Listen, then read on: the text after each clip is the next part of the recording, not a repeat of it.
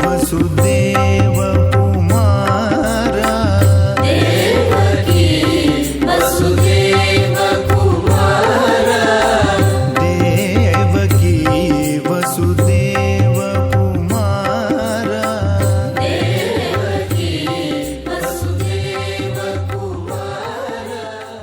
கிருஷ்ண அவதார ரகசியம் சேட்டித்தன் கதை இவைகளுக்குள் முதல்ல ஏன் பிறந்தார், எந்த வம்சத்தில் பிறந்தார்ங்கிற அளவுக்கு சொல்லிட்டான். உடனே பரீட்சித்துக்கு ஆவல் தாங்கலை, நினைச்ச கேள்விகளை எல்லாம் கேட்டுட்டான். நீ அதான் நன்னாத்தான் சொல்லிடுவதீர், எல்லா வம்சத்தை பத்தி தெரிஞ்சுட்டேன், அவதாரங்கள் எல்லாம் சொன்னீர். கதித்தோ வம்ச விஸ்தாரா பவதா சோமசூரியோ ராஜ்யாஞ்ச உபய வம்சியானாம் சரித்தம் பரமாத்புதம். ஆனா எனக்கு ஒரு சந்தேகம். அவதீர்ய யதோர் வம்சே பகவான் பூத பாவனா கிருத்தவான் யானி விஸ்வாத்மா தானினோவத விஸ்தராது. இவ்வளவு நேரம் நான் காத்துட்டு இருந்ததே கிருஷ்ண சரித்திரத்தை கேட்கத்தான்.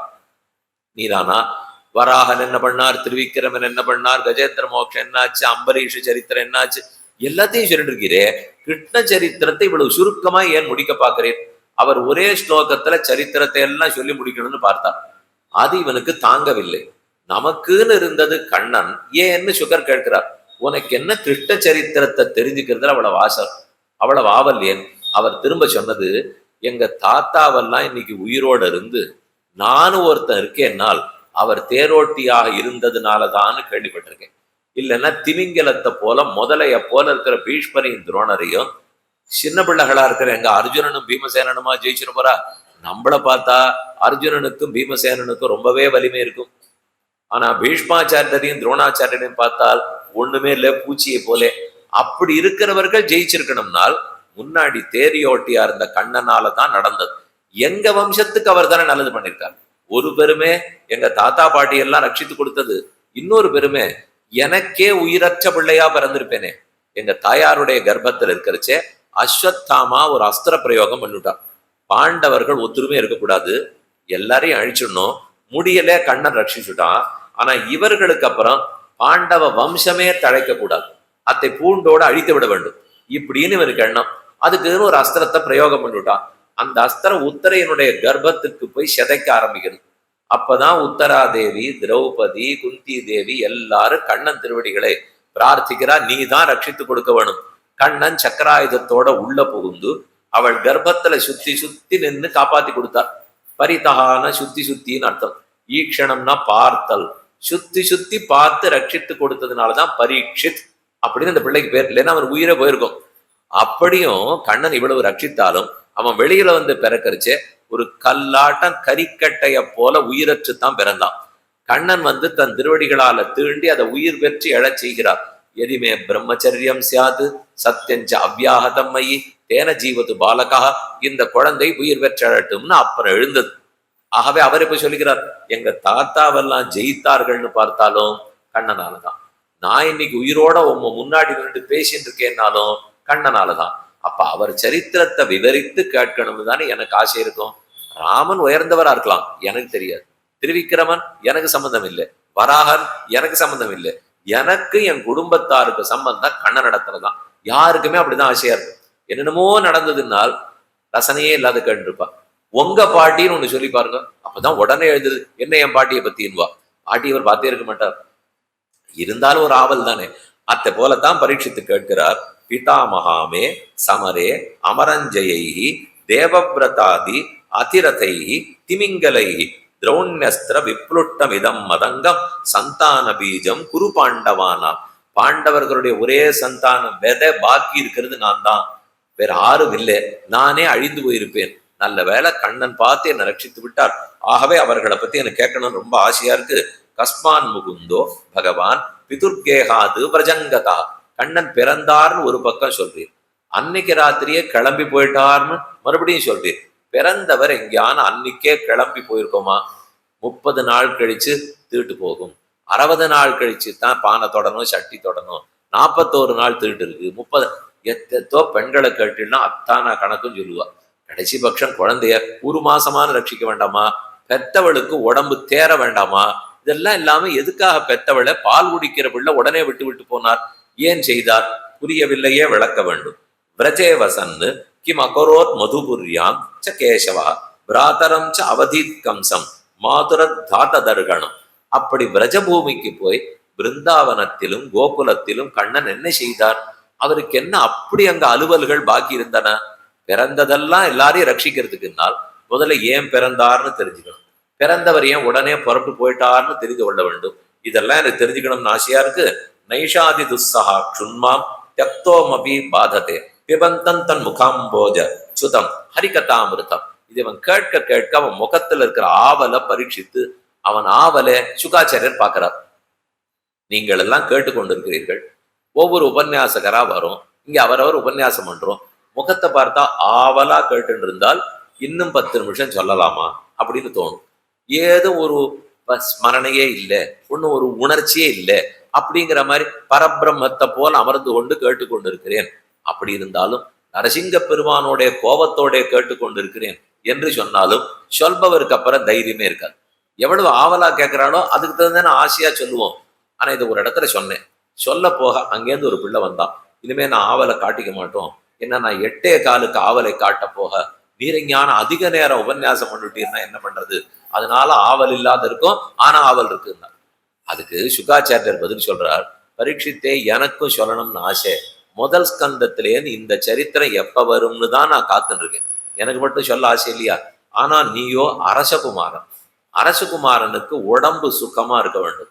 சாப்பிட்ற நேரத்துக்கு சாப்பிடணும், தூங்குற நேரத்துக்கு தூங்கணும், கேளிக்க நேரத்துக்கு கேளிக்க, நாட்டிய கச்சேரி பார்க்கணும், சங்கீத கச்சேரி கேட்கணும். அதெல்லாம் ஒண்ணும் இல்லாமல் நான் ரிஷி, எனக்கு தெரிஞ்சதெல்லாம் தபசு தபசு தபசு. அதனால நான் சொல்லிட்டே இருப்பேன், எவ்வளவு நேரமானா சொல்லுவேன். ஆனா உனக்கு அது கேட்கறதுக்கு முடியுமோ இல்லையோ, தாகம் இருக்குமே, பசி இருக்குமே, அதெல்லாம் தாண்டி நீ கேட்பியான்னு எனக்கு ஆசை. அதனாலதான் எனக்கு புரியல, சந்தேகத்துல பேசாம இருந்தேன்னு இவர் சொல்றார். அதுக்கு பரீட்சித்து சமாதானம் சொல்றான், சாப்பிட்டுட்டே நேரம், அதனாலே இன்னொரு தரம் நான் சாப்பிட வேண்டாம். சுகாச்சாரியரை பார்த்து, மகர்ஷியே, தேவரீர் சொல்ல சொல்ல சொல்ல அமிர்தமான கிருஷ்ண ரசத்தை குடிச்சுட்டேன். குடித்த பிற்பாடு சாப்பிட்டவர்கள் திரும்ப சாப்பிட ஆசைப்படுவார்களா? ஆண்டாள் திருப்பாவையில் நெய் உண்ணோம் பால் உண்ணோம், நெய் சாப்பிட மாட்டோம் பால் சாப்பிட மாட்டோம்.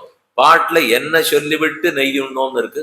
பார்க்கடலுள் பையத்துயின்ற பரமனடி பாடி நெய்யுண்ணோம் பால் உண்ணோம். பகவானுடைய நாமங்களை பாடிவிட்டால் அதுதான் நெய்யும் பாலும்.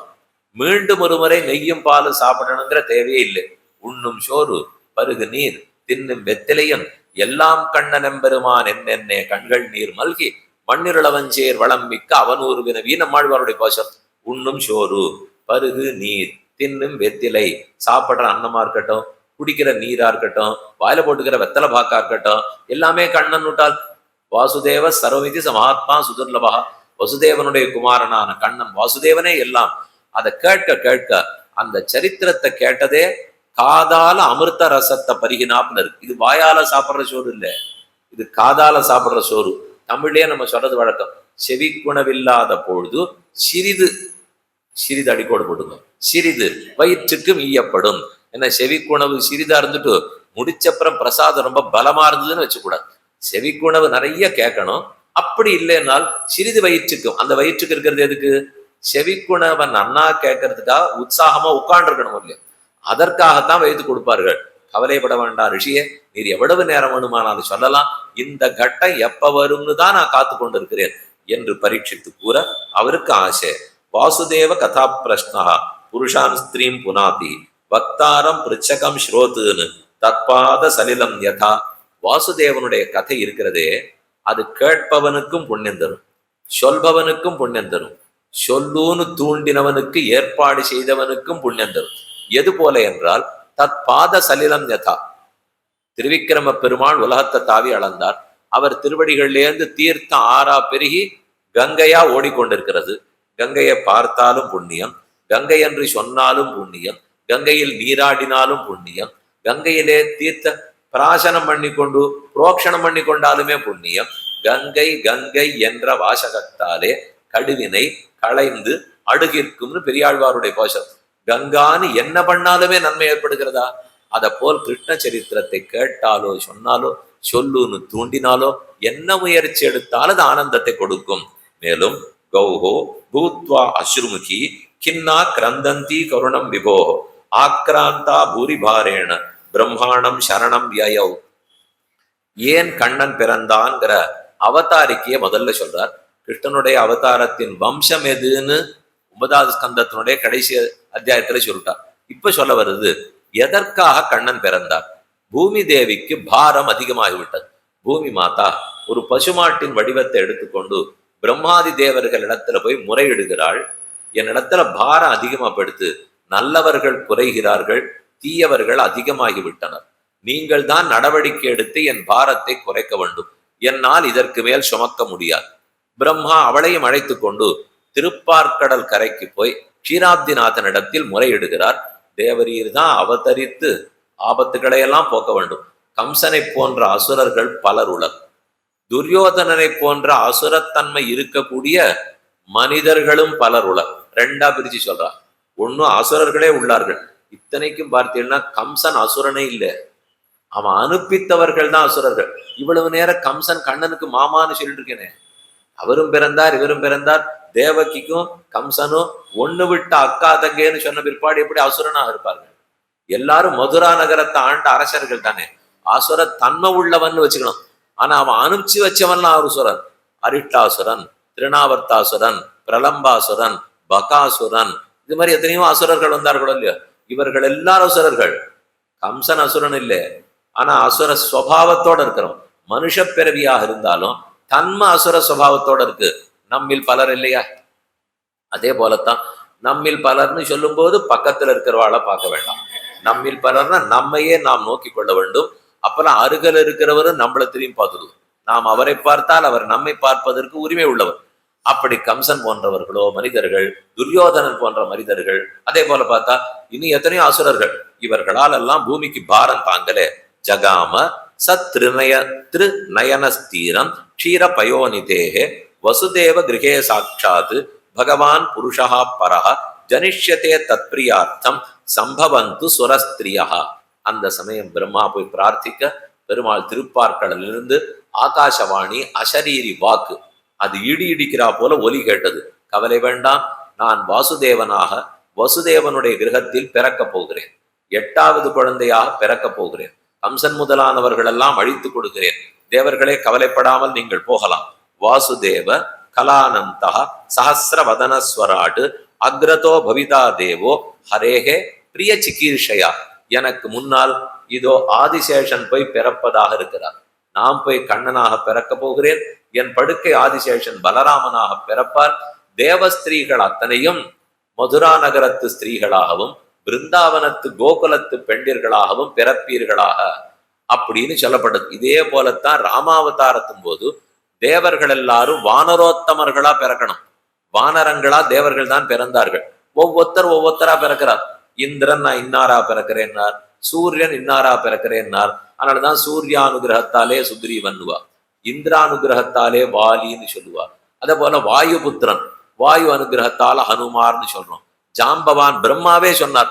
ராமாவதாரமே இன்னும் நடக்கலை, இப்பதான் போய் பிரார்த்திச்சுட்டு இருக்கார். நான் ஏற்கனவே ராமனை எதிர்பார்த்து ஜாம்பவானாக பிறந்து விட்டேங்கிறார். அப்படின்னா அவ்வளவு வயசுல மூத்தவர் அர்த்தம். இன்னும் மூத்தவர் இல்லை, 25 வயசு ராமனுக்கு காட்டுக்கு பறிச்சு அவ்வளவு தானே. 39 வயசுக்கு தான் சரித்திரமே முடிஞ்சே படுத்து. அதனாலே அப்பப்போ ஒவ்வொருத்தர் அந்த தேவலோகத்திலேருந்து கீழே வந்து பிறப்பார்கள். அதை போல பிருந்தாவனத்து ஸ்திரீகள், விரஜயோஷித்துக்கள் எல்லாரும் தேவ ஸ்திரீகள் வந்து பிறப்பார்கள். விஷ்ணோர் மாயா பகவதி யயா சம்மோகிதம் ஜகத் ஆதிஷ்டா பிரபுணாம்சேன கார்யார்த்தே சம்பவிஷ்யதி. என்னுடைய யோக மாயையும் பிறப்பாள் அப்படின்னு ஒரு தனி குறிப்பு மட்டும் கொடுக்கிறார். பகவானுடைய யோகமாயான யோக சக்தி, அந்த சக்தி ஒரு பெண் குழந்தையாக பிறக்கிறாள். அது கண்ணனுக்கு தங்க. அததான் கண்ணன்கிற 8வது குழந்தைன்னு வசுதேவர் போய் கம்சனிடத்திலே ஒப்படைத்தார். பொய், அது அல்ல. ஆனா அப்படித்தான் கண்ணன் பண்ணணும்னு சொல்லி வச்சிருந்தார். அதனால நடந்தது. அவள் மறைந்து விட்டாள். அந்த குழந்தையை கொல்லணும்னு போரிச்சு ஆகாசத்துல பறந்து, என்ன நீ கொல்ல வேண்டிய தேவையில்லை, நான் அந்த 8வது குழந்தை இல்லை, உன்னை கொல்ல வேண்டிய 8வது குழந்தை கோகுலத்தில் சௌக்கியமாக வளர்ந்து கொண்டிருக்கிறான், முடிந்தால் தேடி பிடித்துக்கொள் என்று சொல்லிவிட்டு யோகமாயா புறப்பட்டு போனாள்.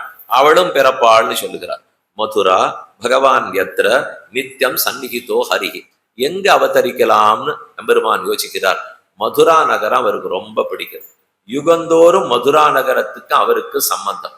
முதல் யுகத்தில் வராக பெருமானுடைய சம்பந்தம் கிருத்த யுகம், அடுத்த யுகம் திரேதாயுகம், ராமனோட சம்பந்தம். 3வது யுகம் கண்ணனே அதனுடைய கரையில தான் பிறக்கிறார், மதுரால தான் அவதரித்தார். 4வது யுகம் இன்னைக்கும் கண்ணன் அந்த இடத்தை விட்டு போகவே இல்லை. புராணக்காரர் ஆச்சரியமா சொல்றார், மதுரா பகவான் எத்திர நித்தியம் சந்நிகிதோ ஹரிஹி. நித்தியமா பெருமான் அந்த இடத்தை விட்டு நகராமல் இருக்கிறார். விஸ்ராம் காட்டு இப்போ ஒரு இடம் இருக்கு. வராக பெருமான் அவதாரம் முடிந்தவுடன், அதாவது ஹிரண்யாட்சனை கொன்று முடித்து இங்க வந்துதான் ஓய்வு எடுத்துட்டாராம். விஸ்ராமம், ஸ்ராந்தி, விஸ்ராம்னா ஓய்வுன்னு அர்த்தம். ஓய்வு எடுக்கிறதுக்காக இந்த கட்டத்துலதான் வந்து சனிச்சிருந்தார். அதனால வராகாவதாரத்தோட கிருத்தயுகத்திலே சம்பந்தம். நீங்க மதுரா நகரத்துக்குள்ள சேவிக்க போறச்சே கிருஷ்ண ஜென்மபூமிக்கு நேரம் போறோம், சேவிப்போம், திரும்பி வந்துருவோம். அத்தோட வரக்கூடாது. ஒரு நாள் அந்த இடத்துல நீங்க தங்கி நின்னால் போத்தரா கொண்ட எங்க இருக்கு, கேசவ மந்திர் எந்த இடத்துல இருக்கு, அதே மாதிரி 2 வராக பெருமாள் இருக்கார். ஒருத்தர் வெள்ள வராகர், ஒருத்தர் கருப்பு வராகர்.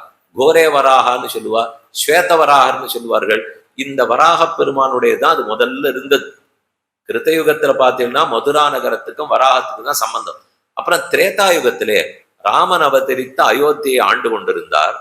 அந்த சமயத்துல மதுன்னு ஒருத்தன், லவணன் ஒருத்தன், அவர்கள்லாம் மதுரா நகரத்துல ரொம்ப பாடா படுத்திருந்தார்.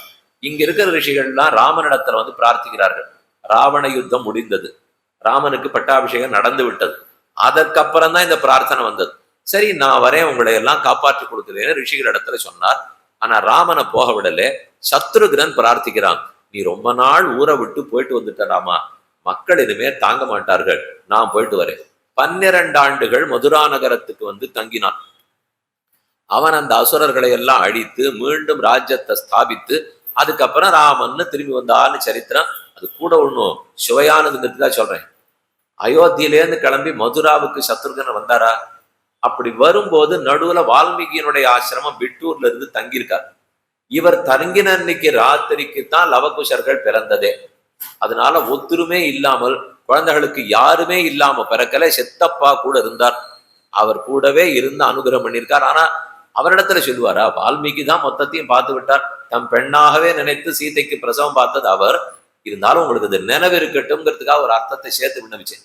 அப்படி சத்ருகனன் வந்து 12 ஆண்டுகள் தங்கி இருந்தது மதுரா நகரம். இது 2வது யுகத்துல ராமனோட சம்பந்தம்னு வைத்துக் கொள்க. 3வது யுகம் துவாபர யுகம், இதோ கண்ணனை அவதரித்து விட்டார். 4வது யுகத்துல என்னால் கண்ணன் தொடர்ந்து இப்போதும் இருக்கிறார்னு வைத்துக் கொள்ளும். மதுரா நகரத்துல கிருஷ்ண ஜென்மபூமிக்கு போனோம்னால் அப்படியே அந்த சிறைச்சாலை, அதுல ஒரு மேடை, மேல சித்திர ரூபத்துல கண்ணன் எழுந்துள்ளி இருக்கார், சிரித்து கொண்டே இருக்கிறார். அது என்ன மாயச்சிரிப்பா, மோகச்சிரிப்பா, கோவச்சிரிப்பா, கேலி சிரிப்பா, ஆனந்தத்துல சிரிப்பா, துக்கத்துல சிரிப்பா, இத்தனை பேருந்தும் நீ புரிந்து கொள்ளவே இல்லையேங்கிற கேலி சிரிப்பா தெரியாது. ஆனால் அப்படித்தான் கண்ணன் எழுந்துள்ளி இருக்கிறார். அந்த இடத்தை தான் வர்ணிக்கிறார். மதுரா பகவான் எத்திர நித்தியம் சந்நிகிதோ ஹரிஹி தஸ்யாந்து கர்ஹிச்சித் சௌரிஹி வசுதேவஹா கிருதோத்வஹா. இப்ப முதல்ல சொல்லப்படுவது வசுதேவருக்கும் தேவகிக்கு கல்யாணம் நடக்கிறது. தேவகிக்கு உடன் பிறந்தவன், உடன் பிறந்தவன்னா ஒண்ணு விட்டு உடன் பிறந்தவன் கம்சன். கம்சன் தேவகியும் புது மாப்பிளையும் தன் தேரிலே உட்கார்த்தி ராஜவீதியில பவனி, ஜானுவாசமாக இருந்திருக்கலாம், அப்படி எனக்கு தெரியாது, அந்த மாதிரி பவனி வந்துட்டு இருக்கார். அப்ப திடீர்னு ஆகாசத்திலேருந்து ஒரு வாக்கு வருது, தேவக்கியா சூர்யா சார்த்தம் பிரயாணே ரதமாருகத் உக்ரசேன சுத கம்சஹா ஸ்வசஹா பிரிய சிகீர்ஷயா. தன்னுடைய உடன் பிறந்தால் இடத்துல அத்தனை அவனுக்கு அன்பா, அதனால புது மாப்பிள்ளை இடத்துல அன்பு அது வரைக்கும் நன்னத்தான் இருந்தது, ஒன்றும் குறவில்லை. அதுக்கப்புறம் இந்த அசரீதி வாக்கு ஒண்ணு சொல்லத்தான் அன்பத்தனையும் கோபமாகவும் காழ்ப்பாகவும் மாறி போயிட்டு. வாக்கியம் என்னன்னு சொல்லித்து, அஸ்யாஹாது அஷ்டமோ கர்ப்பா ஹந்தாயாம் வஹசேபுத இத்யுக்த சகலக்பாபா கோஜானாம் குலபாம்சனா பகினீம் ஹந்துமாரப்தா. இவளுக்கு பிறக்க போகிற 8வது குழந்தை உன்னை அழிக்கும். உடனே அப்படி அழிக்க போறவள் எந்த குழந்தையை பெற்று உன்னை அழிக்க போகிறாளோ அவளை போய் ஆனந்தமாக வைத்து கொண்டாடி சீராடி தேரோட்டி கொண்டிருக்கிறாயே, நீ என்ன முட்டாளா அப்படின்னு ஆகாசத்திலேருந்து கேட்கிறாப்புல இருந்தது. பகினியும் ஹந்துமாரப்தா, விட்டேனா பார், இவள் உயிரோடு இருந்தால் தானே குழந்தை பிறக்கும், முதல் குழந்தை பிறந்தால் தானே 8ஆம் குழந்தை பிறக்கும், நான் விடுவதாக இல்லை. கத்தியை உருவினார், வெட்ட போனார். வசுதேவர் சட்டென்ற விஷயத்தை புரிந்து கொண்டு, செய்யாதே, நீ செய்வது பெரும் குற்றம். 1, கல்யாணத்தன்னைக்கு ஒருத்தரை கொல்லக்கூடாது. 2, பெண்ணை கொல்லவே கூடாது. 3, உன் உடன் பிறந்தாளை கொல்லவே கூடாது. எதற்கு மேலே மேலே பாபத்தை தேடிக்கொள்ளுகிறாய்? இன்னிக்கா இருந்தாலும் மரணம். 100 வருஷம் கழிச்சாலும் மரணம், 1000 ஆண்டுகளானாலும் மரணம் தானே, என்னைக்கா இருந்தாலும் மரணம் ஏற்படத்தானே போகிறது, விட்டு விடையன்னு சொல்லி பார்த்தா அதெல்லாம் யாரும் விடுறதில்ல. யாருக்குத்தான் இன்னொரு 2 வருஷம் வாழ்க்கை இருக்குன்னா கூட விட்டுடுவோம் அண்ணா, எப்படியாவது வைத்தியரே பார்த்து என்னை காப்பாத்தி கொடும். அது 25 வயசு கேட்கட்டும், 55 வயசு கேட்கட்டும். அதையே நாம 85 ஆனாலும் 95 ஆனாலும் கட்டணும். யாருமே அப்படித்தானே. இது உங்களுக்கு இல்லை, எனக்கு இல்லை, விதிவிலக்கு இல்லை. யாரா இருந்தாலும் கடைசி வரைக்கும் வாழ்ந்து போப்போங்கன்னு சொல்லுவார்கள். அதுவும் அவசரம், உலகத்தை ஆளணும்னு பார்த்துட்டு இருக்கான். அதனால அவனுக்கு விடுறதுக்கெல்லாம் எண்ணம் இல்லை. நீர் சொல்வதை கேட்க மாட்டேன். ஒரே ஒரு விதி, ஒருவேளை உனக்கு பிறக்க போற குழந்தை 8வது குழந்தை எங்கிட்ட கொண்டு ஒப்படைச்சுட்டால் நான் அதை கொண்டுடுவேன். அப்படின்னு நான் வேணா உங்களை உயிரோடு வருகிறேன். ஆனால் அது வரை உன்னையும் தேவகியையும் காராகிரகம் சிறைச்சாலையில் அடைத்து விடுவேன் என்று சொல்லி கொண்டு போய் சிறைச்சாலையில் அடைச்சுட்டான்.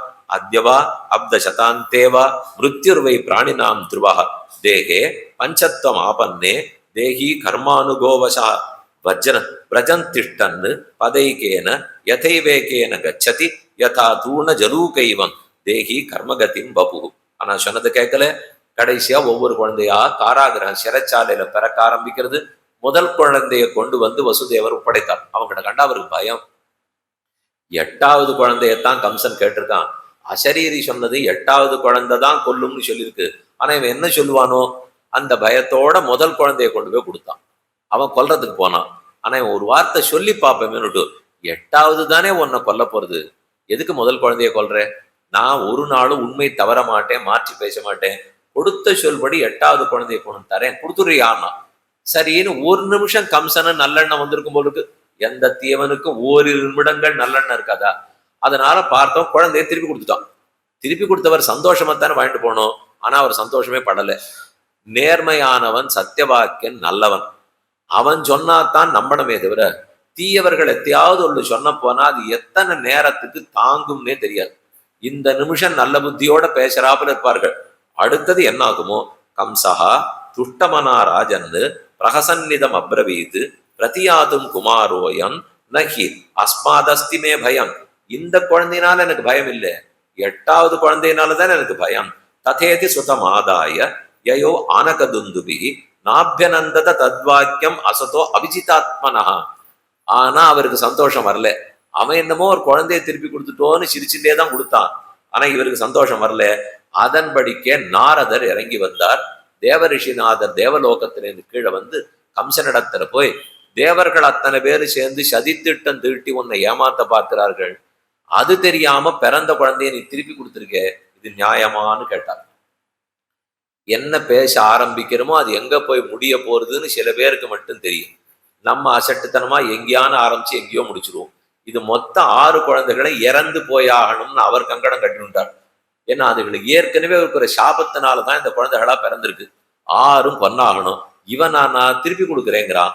அப்ப அவர் போய் அவனுக்கு மெதுவா காதோரமா சொன்னார், தேவர்கள் எல்லாம் என்ன திட்டம் தீட்டிருக்காள்னால், வருஷா வருஷம் இவளுக்கு ஒரு குழந்தை பிறக்க போறது. எது 1வது 2வது 3வதுன்னு வித்தியாசம் தெரிய போறது இல்லை. அவன் 8வதைத்தான் கொடுத்தானா 6வதை கொடுத்தானான்னு உனக்கு தெரியுமா? இதை குழப்பி 8வது உயிரோட தங்க வச்சுக்கிறதுக்கு தான் இந்த திட்டமே. இது கம்சா அவனுக்கு புரியலையான்னா அப்படியா கொண்டா குழந்தைன்னு விட்டான். அதுதானே அவர் நினைச்சது. வசுதேவருடைய பயமும் அதுதான். ஆமா, திருப்பி கொண்டு போய் கொடுத்தார். அழித்து விட்டான். மக்கள் அருவிரை கல்லிடை மோத சிக்கன வந்து பிறந்தவன் ஆழ்வாருடைய பாசனம். ஒவ்வொரு குழந்தையா கல்லுல போட்டு மோதி மோதி கொன்று விட்டான். இது அன்றே நடந்த மிகவும் வருந்தத்தக்கதான ஒரு செயல். அதை விட்டுருக்கணும். இல்லை, அது வளர்ந்த பிற்பாடு இவனுக்கு தைரியம் இருக்குன்னா போராடி ஜெயிச்சிருக்கணும். ரெண்டும் இல்லாமல் கோழைத்தனமாக செய்தான். பிரலம்ப பக சாணூர திருணாவர்த்த மகாசனைகி. பாரதரை சொன்ன உடனே ஒவ்வொரு குழந்தையை கொன்று விட்டு ஊர்ல இருக்கிற அசுர சக்திகள் எல்லாத்தையும் திரட்டி எல்லாரும் ஒன்று திரண்டு பாருங்கோ. ஜாகிரதையா இருக்க வேண்டிய நேரம். திருமாலே வந்து பிறப்பதாக கேள்விப்படுகிறேன். அவனாக இருந்தாலும் இந்த குழந்தையை விட்டு விடக்கூடாது. ஏகே தம் அருந்தானா ஞாதைய பர்யுபாசதே ஹதேஷு ஷட்சு பாலேஷு தேவக்யா ஔக்ரசேனினா சப்தவோ வைஷ்ணவம் தாம யமனந்தம் பிரச்சக்ஷதே. 7வது அனந்தன்னு பேர் பெற்ற ஆதிசேஷன் 7வது கர்ப்பம். அந்த கர்ப்பத்தை முழுவதுமாக பிரசவிக்க விடவில்லை எம்பெருமான். அவள் கர்ப்பவதியா இருக்கிறாள். தேவகி கர்ப்பம் தரிச்சிருக்கா, 7வது கர்ப்பம். அப்ப எம்பெருமான் ஜீவன் நாராயணன் தன்னுடைய யோகமாயை போட்டு, உனக்கு 2 காரியம் கொடுக்கிறேன், 2 ஆணைகள் இடுகிறேன், அதை 2ஐயும் நிறைவேற்ற வேண்டும். முதலாணை இங்க இருக்கக்கூடிய கர்ப்பத்தை வெளியில எடுத்து யமுனையை தாண்டி கோகுலத்துக்கு போய் ரோகிணி மாதாவினுடைய வயிற்றுக்குள் புகுத்தி விடு. ஒரு பாதி இவ கர்ப்பத்துல இருக்கட்டும், இன்னொரு பாதி அவ கர்ப்பத்துல இருக்கட்டும். கேட்டால் 7வது குழந்தை கர்ப்ப சிதைவு ஏற்பட்டு விட்டதுன்னு சொல்லிவிடலாம். அந்த குழந்தைய கொண்ட வேண்டாம். கர்ப்பஸ்ரவம் அந்த நாள்ல ரொம்ப சகஜம். இத்தனை குழந்தைகள்னா ஒரு குழந்தை கர்ப்பச்சிதைவு ஏற்படாதா அப்படின்னு சொல்லிடுவோம்னு முதல் ஆணு. 2வது ஆணு, நீ போய் கோகுலத்தில் பிறக்க வேண்டும்.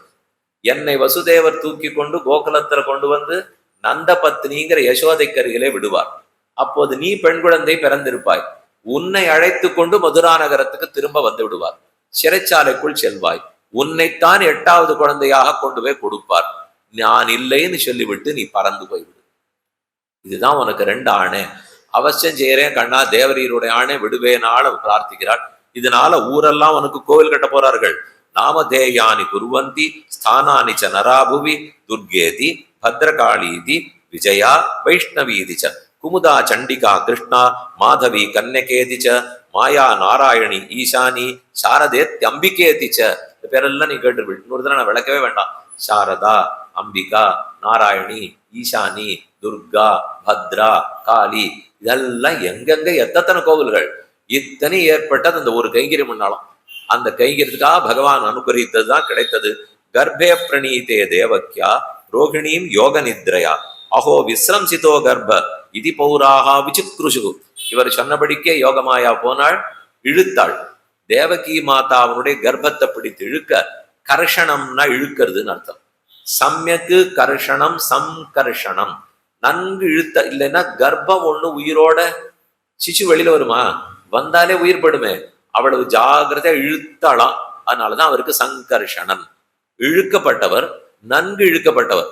ஆனா இழுத்தாலும் உயிரோட தாங்கி வளர்ந்திருக்காரு இல்லையா பலராமன். அந்த பலம் அவருக்கு இருக்கவே தான் பலராமன்ற பேர் வந்தது. பலராமன், அதுக்கப்புறம் பரசுராமன், முன்னாடி பரசுராமன், ராமன், பலராமன். மொத்தம் 3 ராமர்கள். முதல்ல பிறந்தது பரசுராமன், அடுத்தது பிறந்தது ராமன், தசரத ராமன் தாசரதி, அடுத்து பிறந்தது பலராமன். இங்கிருந்து அங்கே போனாள். இரவு பொழுதில் ரோகிணி தூங்கி கொண்டிருக்க அவள் கர்ப்பத்துக்குள் புகுத்தினாள். கர்ப்பம் நாளொரு மேனியும் பொழுது வண்ணமுமாக வளர்ந்து வந்தது. அவர்தான் ஆதிசேஷன், அனந்தன், பலராமன். கம்சன் கேட்கிறார், எங்க 8வது குழந்தை? அந்த குழந்தை பாதி கர்ப்பத்துல சிதைந்து போய் விட்டது, என்ன செய்வோம் அப்படின்னு அழுது விட்டனர். ஆவிவேஷ அம்சபாகேன மன ஆனகதுந்துபேகே சபிப்ரது பௌருஷம் தாம பிராஜமானோ யதாரவி ததோ ஜகன்மங்கள அச்சுதாம்சம் சமாஹிதம் சூரசேதன சூரசுதேன தேவி ததார சர்வாத்மகாத்மவத்புதம் காஷ்டா யதானந்தகரம் மனஸ்தா. கடைசியா 8வது கர்ப்பம் திருமாலையே தன்னுடைய வயிற்றுக்குள்ளே தாங்கினாள் தேவகி தேவி. அவள் அப்படியே பூர்ண சந்திரனை போல ஒரு கர்ப்பம் ஷூல் கொண்டிருக்கிற பெண் பார்த்தாலே ஷூல் கொண்ட மேகத்தை போல அழகு கூடிண்டே போகுமாம்.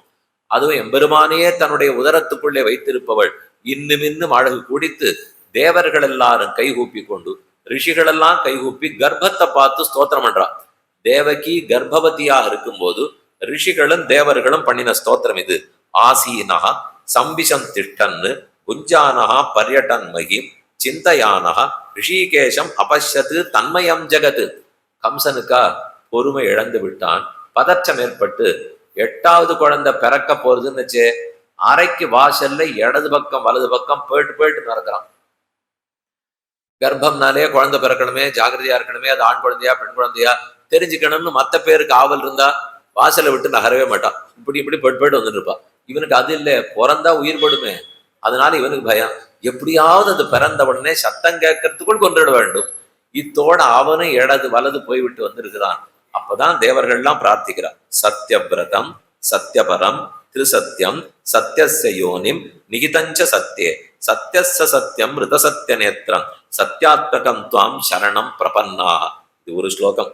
ஏகாயனோசோ த்விபலஹ த்ரிமூல சதூரசஹ பஞ்சவிதஹ ஷடாத்மா சப்தத்வக் விடபஹ தகட்ட விடபஹ நவாக்ஷஹ தசச்சதி விககஹ ஆதி விருக்ஷஹ. இது 2வது ஸ்லோகம். ரொம்ப உயிரான ஸ்லோகங்கள். இந்த 2 எல்லா வேதாந்தார்த்தம் இதற்குள்ள அடக்கம். அப்படிப்பட்ட ஸ்லோகங்கள். என்னன்னு ரொம்ப ஆழமா சொன்னாலும் சமமா இருக்கும், சொல்லாம விட்டுட்டா பல அர்த்தங்கள் தெரியாமலே போடும். அதனால அது என்னன்னு மட்டும் விண்ணப்பிக்கிறேன். சத்தியவிரதம் இதெல்லாம் பகவானை பத்தி பண்ற ஸ்தோத்திரம். சத்தியவிரதம்னால் சத்திய சங்கல்பன் அர்த்தம். எடுத்த காரியத்தை ஒரு நாளும் விட மாட்டார். சத்தியமான விரதம் கொண்டவர். இவனை ரட்சிக்க போகிறேன்னு விரதம் எடுத்தால், விபீஷணனை ஏற்றுக்கொண்டுதான் தீருவேன்னு விரதம் எடுத்தால், எப்படி சுக்ரீவாதிகள் வேண்டாம் வேண்டாம்னு தடுத்தாலும் அவர் ஏத்துக்கிறது இல்லையே. ஒருத்தனை பச்சினேன்னு சொன்னா பச்சினது தானே, அது சத்திய சங்கல்பன்.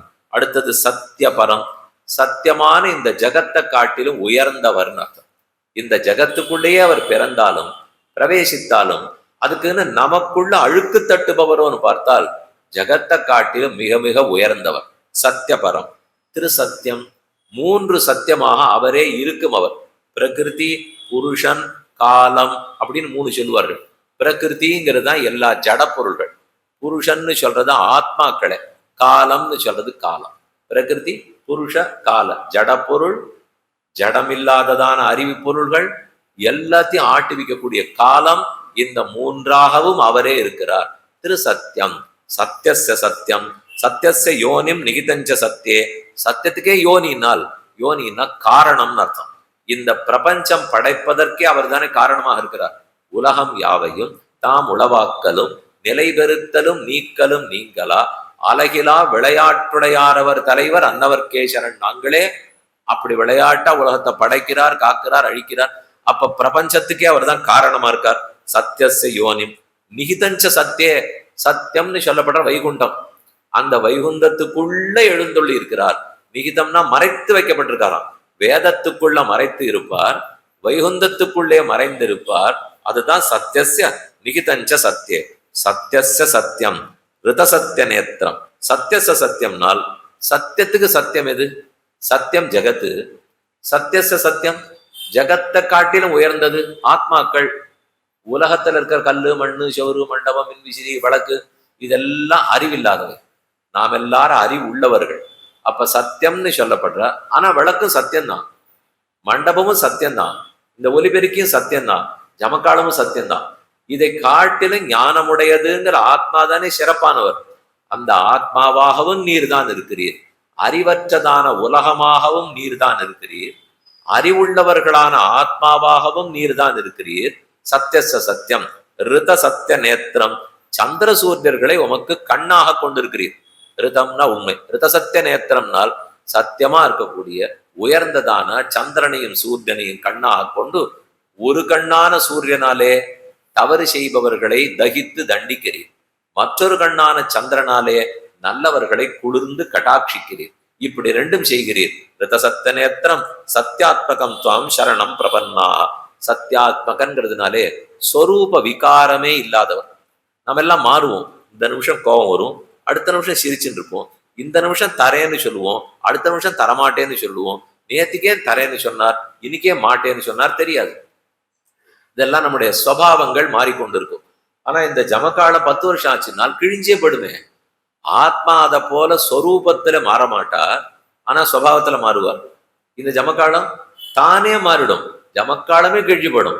ஆரம்பிக்குச்சே இந்த புட்பம் எப்படி இருந்ததோ அதை போல மலர்ந்தா 8:30 மணிக்கு இருக்க போறது இருக்காது, மாறிவிடும். ஆத்மா மாறமாட்டார், உண்மைதான். ஆனா ஆத்மாவுடைய தன்மை மாறிக்கொண்டிருக்கும். கோபம் வரும், தான் வரும், கொடுக்குறேன்னு வரும், இல்லைன்னு வரும். இந்த 2 மாறுதலுமே பகவானுக்கு கிடையாது. அவருங்க மாறமாட்டார், தன்மையும் மாறாது. அதைத்தான் கடைசியா சொல்லி சத்தியாத்மகம் துவாம் சரணம் பிரபன்னா.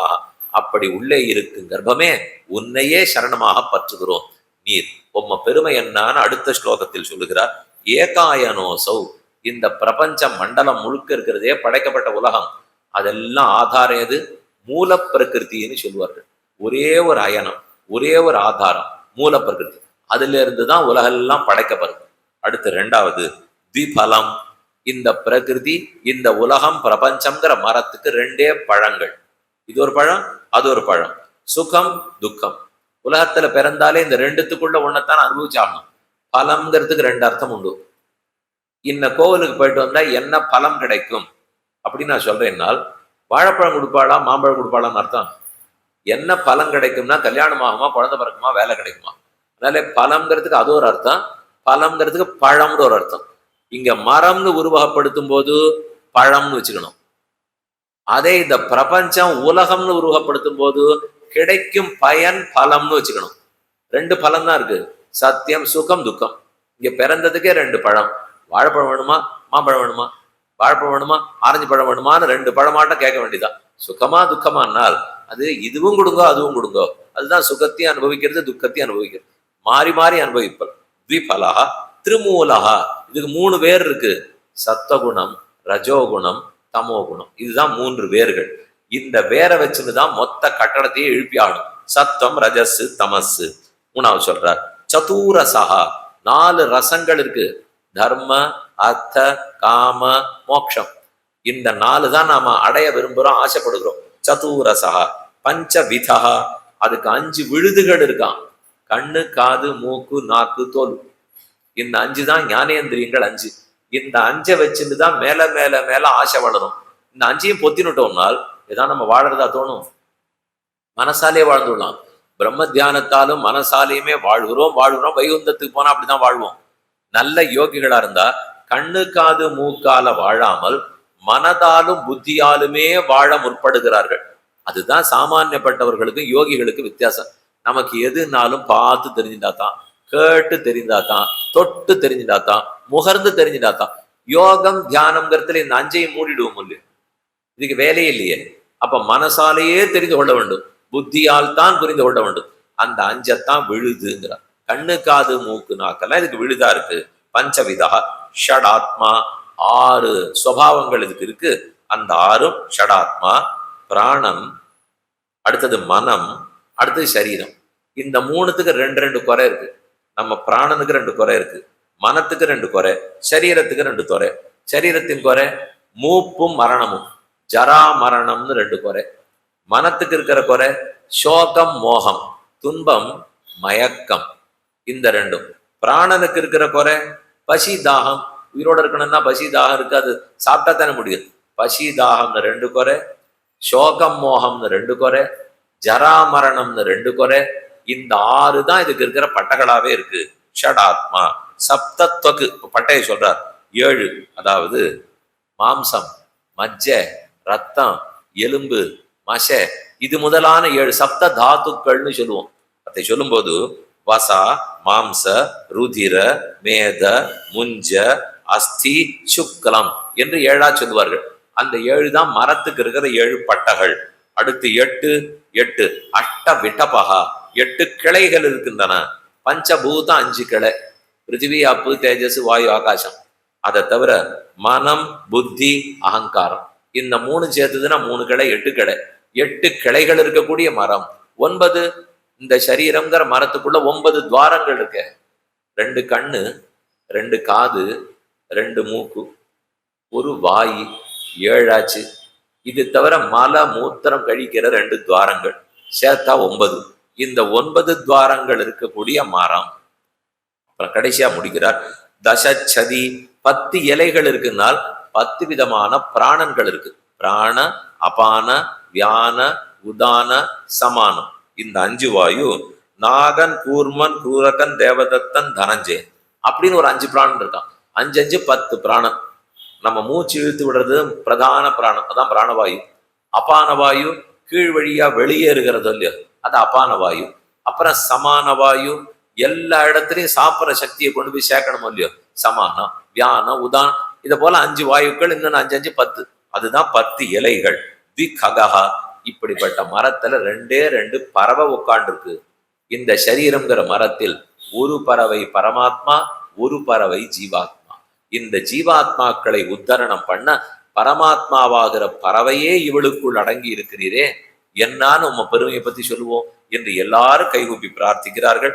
ஏகாயனோசௌ திபலஹ திரிமூலஹ சதுரசஹ பஞ்சவிதஹ ஷடாத்மா சப்த त्वक् அஷ்டவிடபக நவாக்ஷக தசச்சதி திகஹ ஆதி விருக்ஷக. இப்படியாய் பெருமான் அவதரிக்க போகிறார். எல்லாரும் காத்திருக்கிறார்கள். ததானதே மாதவ தாவகா க்வசித் பிரஷ்யந்தி மார்காத்தை பத்த சௌஹிருதாக त्वया அபிகுப்தா விசரந்தி நிர்பயா விநாயகானீக உபமூர்த்தசு வேதக்ரியா யோக தபஹ சமாதிபிஹி தவார்கணம் ஏன மனசமீகத்தே சத்தம் விசுத்தம் ஸ்ரயதே பவான் ஸ்திதௌ சரீரினாம் ஸ்ரேய உபாயனம் பபு. பெருமானே, தேவரீர் சுத்த சத்தமயமான திருமேனி. இப்ப நீ பிறக்க போகிறீர். அந்த சரீரம் எங்களாட்ட சரீரம் இல்லை. எங்கள் உடம்பு முழுக்க சத்தம் ரஜசு தமசு முக்குணங்களின் கலவை, பஞ்சபூதங்களுடைய கலவை. ஆனா தேவரீருடையது அப்ராகிருதமான பஞ்சபூதங்கள், திருமேனி முழுக்க சுத்தம் சத்தம். அல்ல ரஜோகுணமே கிடையாது, தமோகுணமே கிடையாது, சுத்த சத்தமயமான திருமேனியோடு பிறப்பீர். உம்மை யாரார் எப்படி ஆசிரியிக்கிறார்கள் தெரியுமோ? பிரம்மச்சாரிகள் உம்மை எப்படி தொழுவார்கள், கிரகஸ்தாசிரமத்தில் இருக்கிறவர்கள் எப்படி தொழுவார்கள், வானப்பிரஸ்தத்தவர்கள் எப்படி தொழுவார்கள், சந்நியாசிகள் எப்படி தொழுவார்கள்? நாலு வகை. வேத பிரம்மச்சாரிகள் வேதம் படித்து தொழுவார்களாம். கிரியாயோக இல்லறத்தில் இருக்கிறவர்கள் கர்மயோகத்தை செய்து வணங்குவார்கள். வானப்பிரஸ்தர்கள் தவம் புரிந்து காட்டவே கணவன் மனைவி 2 பேருமா சேர்ந்து தவம் புரிந்து வணங்குவார்கள். கடைசியா சமாதியாலே சந்நியாசிகள் வணங்குவார்கள். இப்படிப்பட்ட உண்மை நாங்கள் எல்லாரும் வணங்குகிறோம். சத்தம் ந சேத் அவரித்தனம் நிஜம் பவேது விஞ்ஞானம் அஜ்ஞான பிதாபமார்ஜனம். தேவரீர் மட்டும் பிறக்காமல் போயிருந்தால் அஜ்ஞானம் தொலையாது, ஆத்ம ஞானம் பிறந்திருக்காது, பக்தியே மக்களிடத்தில் ஏற்பட்டு இருக்கிறார். அதனால தான் நீர் பிறக்கிறீர். நாம ரூபே குணஜன்ம கர்மவி. உங்களுடைய திருநாமம் என்ன, திரு உருவம் என்ன, நீர் பண்ண சேட்டித்தங்கள் என்ன, இதெல்லாம் 1 2 சொல்ல இதை எதையும் பேசவே முடியாது. அதுக்கு 2 விதமா அர்த்தம் சொல்லுவார்கள். அவனுடைய திருநாமங்களோ அவனுடைய குணங்களோ எதையுமே சொல்ல முடியாதுன்னால் ஒன்றுமே இல்லாதபடியால் சொல்ல முடியாது அர்த்தமா, அல்லது எண்ணிறந்திருக்கிறபடியால் சொல்ல முடியாது. ஒரு வஸ்து இல்லவே இல்லைனாலும் நான் அதை பத்தி பேச முடியாது. என் பேச்சுக்கு அப்பாற்பட்டிருந்தாலும் அதை பத்தி பேச முடியாது. உம்ம குணங்கள் எத்தனை, சேட்டித்தம் எத்தனை, நாமங்கள் எத்தனை, ஒண்ணும் என்னுடைய புத்திக்கே எட்டாதே. யதோவாச்சோ நிவர்த்தந்தே அப்பிராப்பிய மனசாசக. உபனிஷத்தே சொல்றது. வாக்குக்கும் மனத்துக்கும், வேதத்தின் வாக்குக்கும் மனத்துக்கும் கூட எட்டாதென்றால் நம்முடைய வாக்குக்கு மனசுக்கு ஆயிட்டுட போரே. ஸ்ருண்வன்னு கிருணன்னு சம்ஸ்மரயஞ்ச சிந்தையன்னு நாமானி ரூபாணிச்ச மங்களானிதவ் கிரியாசு எஸ் சரணாரவிந்தையோர் ஆவிட்ட சேதாம்ன பவாய கல்பதே. தேவரீருடைய ஒவ்வொரு சரித்திரமும் கேட்க கேட்க மீண்டும் பிறவி எடுக்க வேண்டிய தேவையே இல்லை. நீரே கீதையில் சொன்னீர், ஜென்ம கர்மச்ச மே திவ்யம் ஏவம் யோவேத்தி தத்வதா த்யக்த்வா தேகம் புனர்ஜன்மனைதி மாமேதி சோர்ஜனம். நான் பிறந்தேன் என்றும் வளர்ந்தேன் என்றும் உண்மையை அறிந்து கொண்டு யார் தியானிக்கிறானோ, அதையே நினைக்கிறானோ, அவன் மீண்டும் பிறப்பதே இல்லை. அவனுக்கு அதுவே கடைசி பிறவி.